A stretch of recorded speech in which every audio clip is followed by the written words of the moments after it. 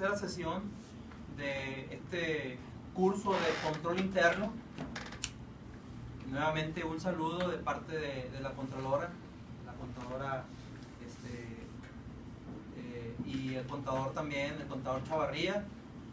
Pues ellos están enterados de lo que estamos haciendo, y bueno, a solicitud precisamente del INDE es que estamos dando esta capacitación o estas pláticas acerca del control interno.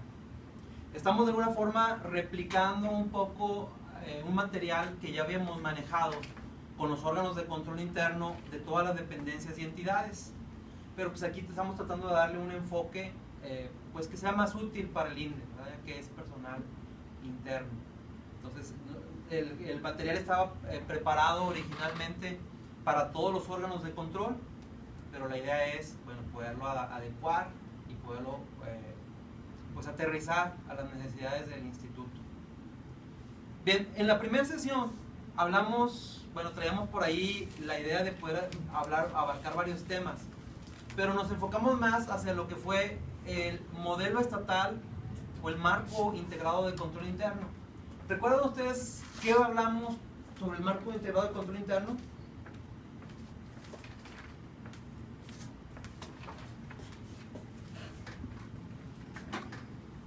Yo me acuerdo que lo que repetimos las veces es igual de los componentes, Okay. de los principios.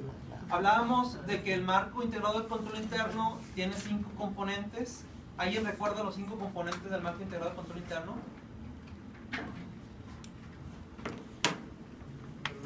Sí, o si los tienen anotados también, ¿verdad? No precisamente de memoria.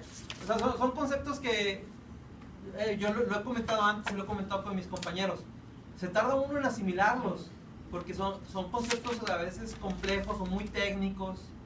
Y entonces, si no estás en el día a día con esos términos utilizándolos, tardas un poco en asimilarlos. Pero es normal y es parte de la razón por la cual pues, estamos capacitándonos, ¿no? Y por eso lo dividimos en varias sesiones.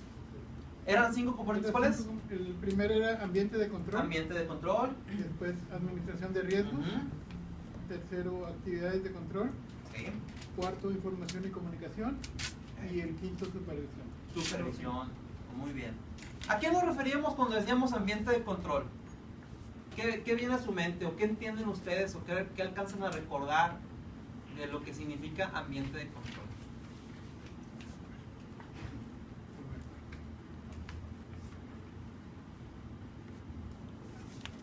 Establecer lineamientos que puedan, en los que nos podamos basar justamente para mantener control. Muy bien, o sea, el ambiente, para que haya un ambiente de control adecuado dentro de una organización, dentro de un instituto, tiene que haber lineamientos establecidos. ¿Sí? Para empezar, lo primero que tiene que haber es la voluntad de parte de quienes toman las decisiones, ¿no? En este caso, pues sería el consejo de administración y el director, ¿verdad? Los directivos del instituto. Ellos tienen que tener... Se apoyen, ¿verdad? ¿Perdón? Que estén enterados y se apoyen. Que estén enterados, que se apoyen, que ellos mismos sean quienes impulsen el que haya un buen control interno, el que haya un buen ambiente de control. Y después viene todo lo demás. Pues tiene que haber, decía la compañera, lineamientos. Esos lineamientos están en base a una normativa. Existe una constitución política de los Estados Unidos mexicanos, una constitución del Estado. Desde ahí se establece, veíamos en la primera sesión, en el artículo 84, cómo el ejercicio de los recursos públicos debe de hacerse bajo los principios de economía, eficiencia, eficacia. Algunas de las palabras que traemos aquí, ¿verdad? Eficiencia, economía, eficacia. Bueno, desde ahí. Y luego vienen las leyes que nos dicen el actuar que debemos de seguir. Ahora, en el caso del instituto, pues hay una ley de creación, una ley que crea el instituto, y desde ahí se establece cuál es la razón de ser, el motivo, el objeto del instituto, para qué existe, cuál es su propósito. Y después vienen otros lineamientos como lo son, pues, el reglamento interior, donde ya se establece, bueno, el instituto que fue creado con el propósito de fomentar la cultura física y el deporte, va a trabajar a través de esta estructura orgánica. Y va a decir, ahí son 4 direcciones, son 2 coordinaciones, debe de haber un comisario público, debe de haber un órgano de gobierno que es el Consejo de Administración, etc. Y después del reglamento interior, ¿qué viene? ¿Qué otra normativa existe? Las normas que aplican como ley de responsabilidad de servidores públicos. Ok, otras leyes secundarias o leyes complementarias, ¿verdad? Que apoyan el actuar del instituto. Ley de servidores, la ley de responsabilidad de los servidores públicos, muy importante y que todos como servidores públicos debemos de conocer. ¿Conocen el artículo 50 de la ley de responsabilidad de los servidores públicos? Ahí se establece en el artículo 50 todas las cosas que como servidores públicos debemos hacer, ¿verdad? Debemos de cumplir. Y si no las cumplimos, estamos sujetos a una sanción, a una responsabilidad, ¿verdad? Entonces es importante que lo conozcamos y que pues la cumplamos, lo que dice esa ley. Bien, pero además del reglamento interior, hay otros internamente, hay más lineamientos. ¿Qué viene después? ¿O qué viene después o detrás del reglamento interior? Manual de procedimientos. Manual de procedimientos. ¿Ah? Manual de organización y de servicios, que es muy similar a lo que es el reglamento interior. Nuevamente nos dice cuáles son la estructura orgánica, cuáles son las direcciones, cómo están compuestas, qué es lo que van a hacer. En ocasiones en esos manuales también se incluye un organigrama, donde ya puedes ver la estructura orgánica y puedes ver gráficamente quién depende de quién, cuáles son las áreas que responden a qué áreas, etc. Luego manuales de procedimientos. En los manuales de procedimientos que muchas veces no existen o no están actualizados en algunos institutos, en algunas organizaciones gubernamentales, pero son muy importantes. Ya se te explica paso a paso qué es lo que debes hacer para cumplir un objetivo o un procedimiento, ¿verdad? Es importante que existan esos manuales y que estén actualizados. Si en las áreas donde nosotros estamos no tenemos un manual, ustedes van a notar que es más difícil hacer las cosas, porque tenemos que estar inventando o tenemos que estar improvisando sobre la marcha el cómo vamos a hacer X o Y actividad o cómo vamos a resolver X o Y problema. Sin embargo, cuando ya está estipulado dentro de un procedimiento, pues ya no hay hacia dónde hacerte, es simplemente seguir el procedimiento. Es probable que sobre la marcha vayan surgiendo cosas nuevas problemáticas o cambios que se han dado en la organización, cambios que se han dado en el entorno, que nos obliguen o que nos orillen a hacer cambios en ese procedimiento. También debe haber un procedimiento establecido para hacer cambios y modificaciones a los manuales de procedimientos. Bien, ¿qué otras normativas o lineamientos tenemos dentro de este ambiente de control? Tenemos un código de ética también. Código de ética, muy bien, justo lo que quería que me dijeran. Código de ética. Además del código de ética, también existe el código de conducta. Alguien podría pensar que, bueno, es que el código de ética salió hace 2 administraciones, a lo mejor ya no está vigente. No, sigue vigente. Mientras no haya un ordenamiento que lo sustituya o que lo deje sin efectos, este acuerdo del titular del Ejecutivo continúa vigente para todos los servidores públicos. Un código de ética. ¿Cómo debemos dirigirnos? ¿Cómo debemos actuar? ¿Sí? Código de conducta, perdón. ¿Este código de ética no se renueva cada administración? No, sería conveniente que se hiciera, pero si no se ha hecho, continúa vigente el anterior. De hecho, sí es conveniente. De hecho, el marco integrado de control interno sugiere o establece que estos códigos de ética se verifiquen y se actualicen anualmente. Entonces, sí sería bastante. Anteriormente en el trabajo donde yo estaba, nos hacían firmar el código de ética cada año. Firmado por cada uno y se entregaba al responsable de hecho, es una actividad que debería seguirse haciendo, porque como parte de un buen ambiente de control está precisamente pues, que el personal, no solamente que exista el código de ética, sino que se cumpla.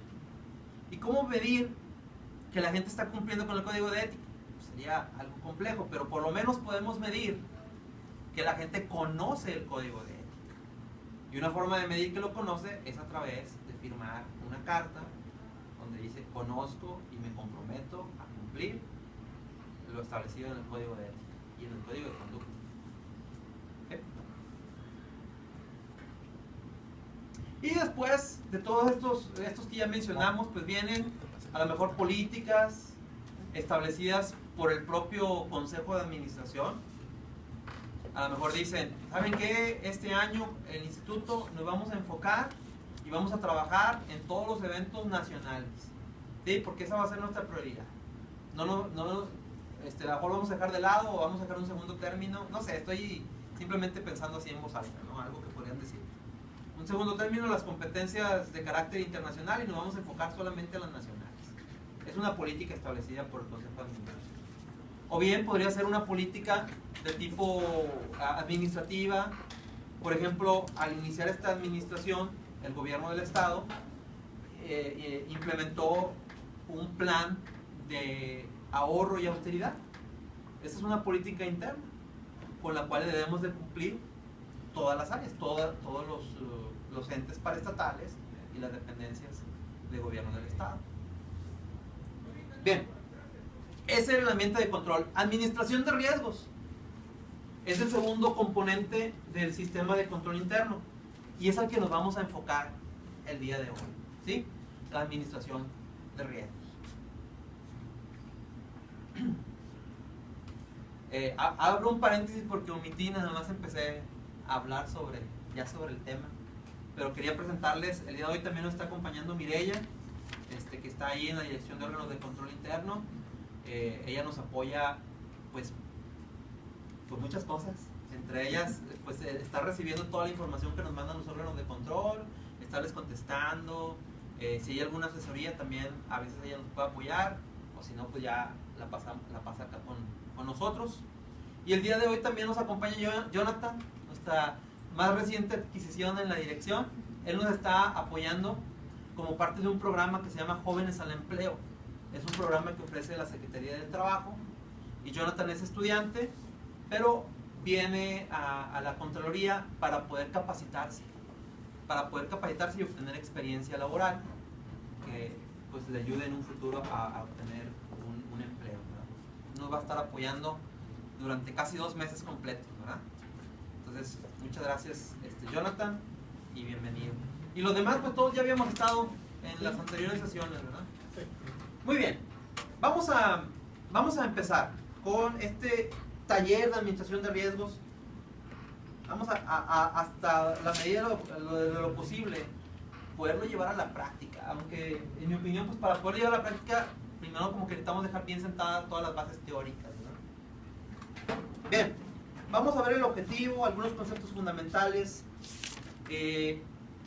El componente de administración de riesgos, ya hablamos ahorita de manera general sobre el primer componente, que fue el de ambiente de control. Bueno, este segundo componente es el de administración de riesgos. Este componente tiene a su vez 4 principios, del 6 al 9. Recordemos que el marco integrado de control interno nos habla de 17 principios, 5 componentes, 17 principios. El segundo componente, que es administración de riesgos, son 4 principios. Y vamos a ver cada uno de ellos. Y vamos a hacer a través de una herramienta en Excel o un pequeño ejercicio de mapeo de riesgos. Y ahí es donde vamos a utilizar la información que les pedí, pues pudieran estar pensando durante la semana. ¿Qué fue lo que les pedí? Primero, ¿cuál era el objetivo, verdad? El objetivo del INDE. Misión, visión del INDE. Y luego por área, en el área donde ustedes se encuentran, cuál es específicamente ya el objetivo o las actividades que realizan. Y luego pensar en posibles riesgos. Pero ahorita lo vamos a ver, ¿sí? Bien, el objetivo es identificar conceptos elementales sobre la administración de riesgos e identificar una metodología para llevarlo a cabo, ¿sí? Que va a ser a través de una hoja de Excel donde vamos a ir tratando de mapear un riesgo. Primero, control interno. Bueno, ya hablamos sobre el control interno. Hablábamos que es un proceso. Significa que es un trabajo continuo. No es un evento por sí mismo, sino que es algo que permanece y que se tiene que estar realizando constantemente. Es un proceso. Dice, efectuado por el órgano de gobierno. Bueno, órgano de gobierno es un término genérico para referirnos al consejo de administración, ¿verdad? Porque en algunas entidades paraestatales, bueno, toma diferentes nombres. Uno se llama consejo de administración, otro se llama consejo consultivo, diferentes nombres. Aquí es Junta de Gobierno. Aquí es Junta de Gobierno, perdón. Ahí es donde yo me estoy confundiendo. Pero por lo mismo, siempre mejor manejamos el término genérico, órgano de gobierno, porque luego a veces nos confundimos entre los diferentes términos que utilizan los documentos de creación de cada organismo. Dice, bueno, no solamente es el órgano de gobierno o la Junta de Gobierno la que lleva el control interno. Dice, también es el titular, es decir, el director general en este caso. Director general del instituto. La administración, las áreas que apoyan al director, que sería la administración. En el caso del INDE, pues no hay una dirección administrativa, pero hay una dirección de planeación, ¿verdad? Que es la que hace las veces de una parte administrativa, ¿verdad? Y los demás servidores públicos de una institución. Ya con esto, pues entran todo el personal prácticamente, ¿verdad? A todos los niveles y cada quien de acuerdo a su responsabilidad. Entonces el control interno es responsabilidad de todos, de acuerdo a nuestras funciones, de acuerdo a las características de nuestro trabajo. ¿Para qué? ¿Para qué es el control interno? Dice, es con el objeto de proporcionar una seguridad razonable. ¿Qué significa seguridad razonable? ¿O qué se imaginan ustedes que significa seguridad razonable? Eso es tener la certeza. ¿Ok? Tener certeza hasta cierto punto. Significa que siempre puede haber un riesgo residual. Ahorita vamos a ver qué es un riesgo residual. Significa que aún y después de que apliquemos controles, de implementemos estrategias para disminuir los riesgos, siempre va a haber como quiera, pues a lo mejor una pequeña posibilidad de que un riesgo se materialice, de que llegue a, de que suceda lo que no queremos que suceda, ¿verdad? Entonces, pero necesitamos implementar estrategias, las que sean suficientes y las idóneas, de acuerdo a los recursos, de acuerdo al problema o a la situación, para disminuir la probabilidad de que ese riesgo se materialice y disminuir el impacto que tendría sobre la institución, o las dos, ¿verdad? Entonces, llegar a una seguridad razonable. A eso se refiere seguridad razonable. ¿Sobre qué? ¿Qué tal, David? Buenos días. Sobre la funcionalidad, ¿no? Ajá. Sobre la funcionalidad de la organización, ¿verdad? Es decir, sobre la consecución de los objetivos institucionales. Dijimos, existe una ley que es el mandato, o sea, donde se establece para qué sirve el INDE, ¿verdad? Además de tener una seguridad razonable en cuanto a la consecución de objetivos, también se refiere a la seguridad razonable en cuanto a la salvaguarda de los recursos públicos. Es decir, cómo estamos haciendo uso de esos recursos, ¿verdad? Hay un presupuesto, el presupuesto es aprobado por el Congreso, hay una ley de egresos del Estado, es el Poder Legislativo el que aprueba el presupuesto para el Poder Ejecutivo, y el Poder Ejecutivo entonces empieza a hacer uso de ese recurso, pero nosotros necesitamos hacer uso de él en los principios que dice la Constitución, ¿verdad? Con economía, eficiencia, eficacia. Entonces el control interno nos va a ayudar a poder tener una seguridad razonable en cuanto a la salvaguarda y uso de los recursos públicos. ¿Sí?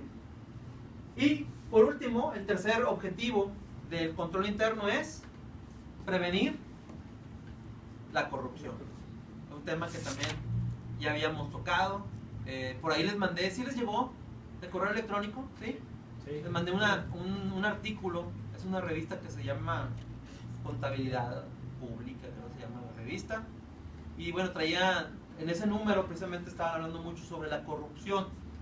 Y uno de los datos que me pareció muy interesante y se los manejé, se los comenté tanto la primera vez como la sesión anterior, era que resulta que de acuerdo a la OCDE, ahora México se encuentra en el último lugar, es decir, el país más corrupto de los grupos que pertenecen de los países que pertenecen a este grupo, perdón. Entonces es una situación real, es una situación preocupante, alarmante, de que siga existiendo el problema de la corrupción. Entonces, como Contraloría, es una de las cosas en las que nos debemos enfocar, es una de las razones de ser, el combatir, el prevenir la corrupción. De hecho, ahora dentro del documento recientemente emitido, el Plan Estatal de Desarrollo, uno de los puntos principales es precisamente el fortalecer los mecanismos para combatir la corrupción.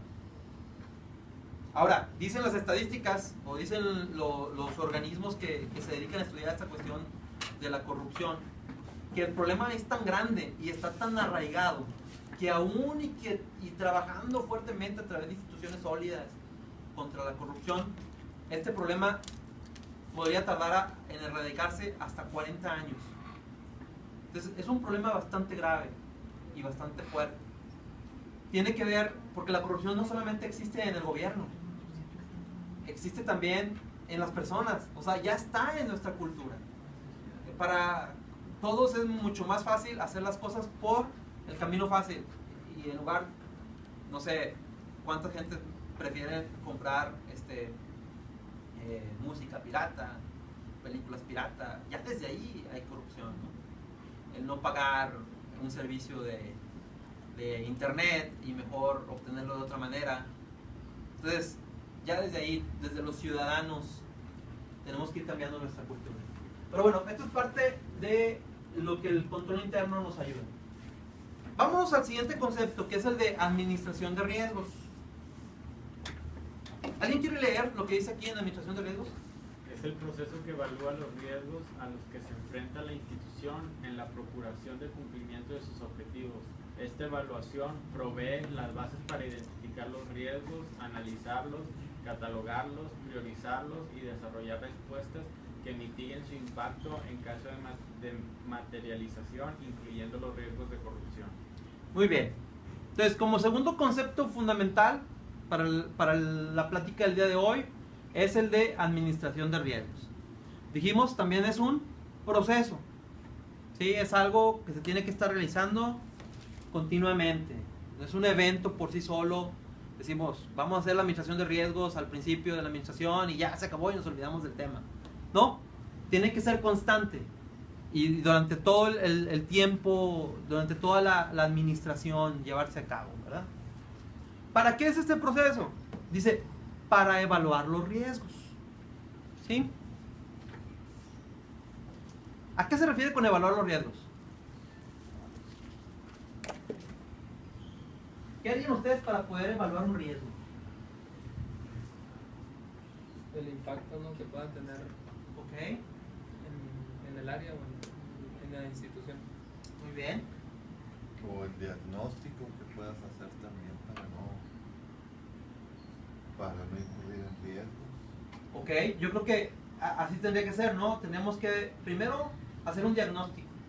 Este diagnóstico nos permitiría identificar los riesgos, saber cuáles son los riesgos que hay dentro de la organización. Y entonces sí, vamos a evaluarlos. Es decir, vamos a definir cuál es la probabilidad de ocurrencia, cuál es el impacto que puedan tener, etc. Eso es administración de riesgos. Incluye un proceso que evalúa los riesgos a los que se enfrenta la institución. Buenos días.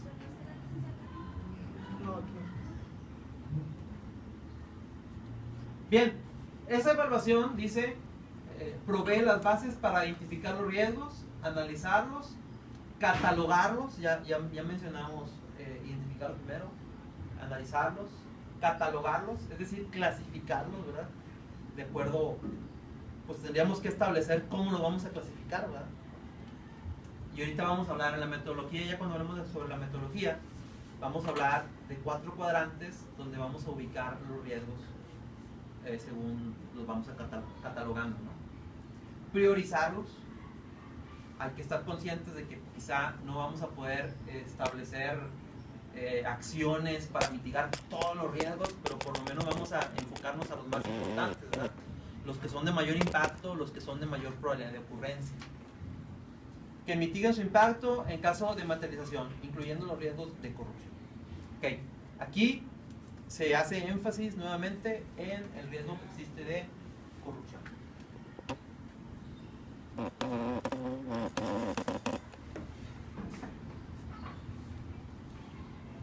Vamos a hablar sobre el componente de administración de riesgos. La administración debe de evaluar los riesgos que enfrenta la institución para el logro de sus objetivos. Esta evaluación proporciona las bases para el desarrollo de respuestas al riesgo apropiadas. ¿Cómo vamos a responder? ¿Qué es lo que tenemos que hacer? ¿Cuál es la manera más apropiada de mitigar esos riesgos? Asimismo, debe de evaluar los riesgos que enfrenta la institución, tanto de fuentes internas como externas. Mireya, ¿me ayudas a leer el último párrafo? Los riesgos constituyen una preocupación permanente dentro de una institución, en cualquiera de sus niveles administrativos, para el cumplimiento adecuado de sus objetivos, visión y misión. Constituyen una preocupación permanente. O deberían, ¿verdad? Porque a veces nos olvidamos, ¿verdad? Vale. Sabemos que existen ciertos riesgos, pero no hemos hecho nada al respecto. Y ahí está el problema de que no haya o que no esté sistematizado una administración de riesgos en una organización. O sea, sabemos y a lo mejor hacemos algo, pero no lo hacemos metódicamente. O no lo hacemos sistemáticamente. Entonces, ¿qué mejor que tengamos una metodología establecida y tengamos un sistema de administración de riesgos? Si no ha tronado en tanto tiempo, no creo que a lo mejor... Sí, no creo, pero bueno, y al siguiente día, órale, ya salió en el periódico que, oye, que acá en este organismo no se está haciendo tal cosa. ¿Cómo? ¿Verdad? Nos gusta la adrenalina. Y ya andamos todos como vueltos locos, corriendo de un lado para otro para resolver el problema, ¿verdad? Para solucionarlo. Se puso el agua verde. Se puso el agua verde del estanque y ahora ¿cómo le hacemos para limpiarla, verdad? Siempre, nunca ha pasado, ¿no? Pero cuando pasa, hay un problema. Sí, ahí es donde entonces tenemos que pues llevar ese procedimiento de evaluar la probabilidad de ocurrencia. ¿Sí? ¿Qué tan probable es? Sí, es probable. Cuando pasa es cuando más te investigan, ¿verdad? Sí, pues generalmente, ¿no? Cuando pasa, por ejemplo, ahorita, pues un caso que está sucediendo, se da una notificación por la situación de nuestro manual de procedimientos, donde se hace una observación, pero se hizo hace 3 o 4 años, y no se corrige, pues se vuelve a hacer ahora este año.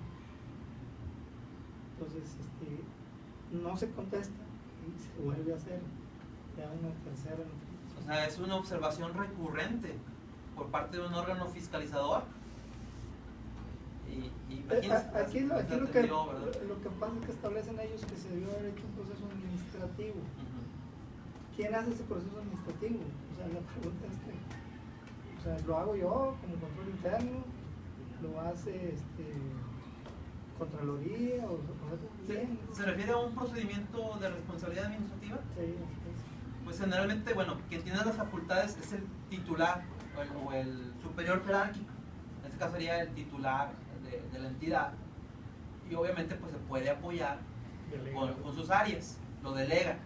Generalmente lo delega en el área jurídica, porque como se trata de una cuestión legal, que tiene que ver con una ley de responsabilidades, generalmente es con el área jurídica con quien se apoya. Pero no solamente ahí, porque también hay aspectos operativos en los que tiene que ver pues, el superior jerárquico del área, se puede apoyar con control interno, etc. Entonces depende de la situación.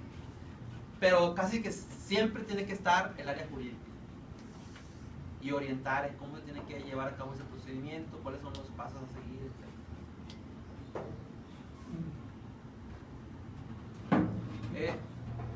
etc. Gerardo, Sí. ¿me ayudas a leer el primer párrafo, por favor? La administración de riesgos permite al órgano de gobierno, o en su caso, al titular, tratar efectivamente a la incertidumbre, a los riesgos y oportunidades asociados, mejorando así la capacidad de generar valor.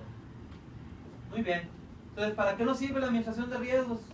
Dice, ayuda al órgano de gobierno, en este caso al consejo, ¿cómo dijimos? ¿Consejo directivo? Junta de gobierno, perdón. Ya voy a decir siempre órgano de gobierno. Dijimos, es el término genérico, ¿verdad? Bueno, ayuda al órgano de gobierno o al director para tratar efectivamente esa incertidumbre. Es decir, no sabemos qué va a pasar, ¿verdad? ¿Qué podría suceder en el organismo si sucede tal evento? Y así podemos mejorar la capacidad de generar valor. Bien, el siguiente párrafo, ¿me ayudas a leerlo? Sí. Por lo tanto, es responsabilidad del directivo de más alto nivel valorar su probabilidad e impacto y diseñar estrategias para administrarlos. Ok. Es responsabilidad, dice, del directivo de más alto nivel. Obviamente, pues no lo va a hacer él solo, ¿verdad? Tiene que apoyarse con el personal que tiene a su cargo, ¿verdad? Para eso está ese personal, para apoyarlo y él poder cumplir con esa responsabilidad que tiene en el caso de los riesgos. Tengo un video, espero que estas bocinas suban lo suficiente. El detalle que tengo que no se me podría desconectar mi computadora por lo pronto. Pero como es el video, pues luego ¿dónde lo vemos?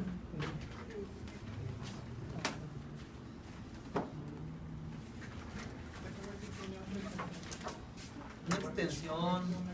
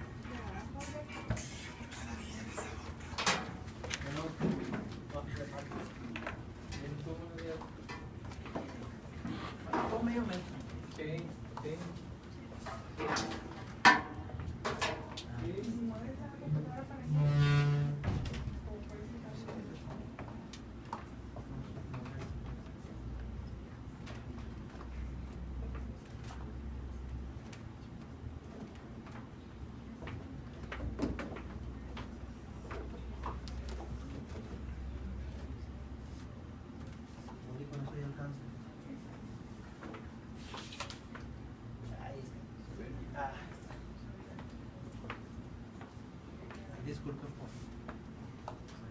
estar viendo esto a la media hora. Vamos a ver un video. El video está un poco largo, dura como 20 minutos, pero lo vamos a ir viendo por partes. Este material fue preparado no por la Contraloría, sino por la Auditoría Superior de la Federación. Y ahí mismo explican que el video pues está disponible para todas las organizaciones gubernamentales de todos los niveles, precisamente para promover lo que es el control interno. En este caso, pues el tema de administración de riesgos.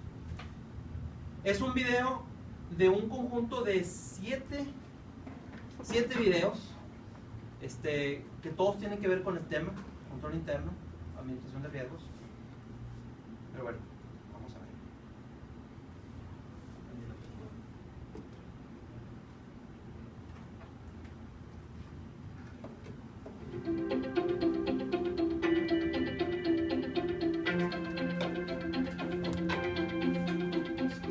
Sí, muy bien. Introducción a la evaluación de riesgos.